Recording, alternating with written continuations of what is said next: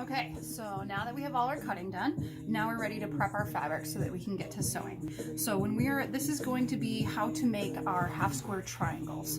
So sometimes they're just called HSTs. They are half square triangles. So what we're gonna do is I'm going to mark on the back side of my darkest fabric, which is the red. I'm gonna use a fabric safe marking pen. This is a friction pen. I like these. They erase completely with a hot iron. Or you can use your tip here to generate friction, and it will erase it with heat. So what I'm going to do is I'm going to use the seam guide, which is just a 1/2-inch ruler that has slits in it so that it's really easy to mark all 3 lines that you need to make a half square triangle.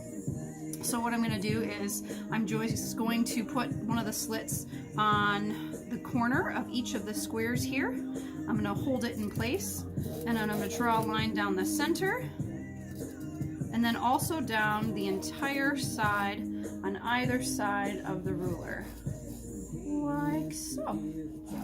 So now I have my stitching lines. There's 2 stitching lines and 1 cutting line. So I'm going to fill in the gaps there so that this will be the line that we sew down right here, and then we also sew down this line. This line in the center, that's where we'll be cutting them apart to make 2 half square triangles. So I'm going to repeat that on this one. So I'm going to put the corner in line here.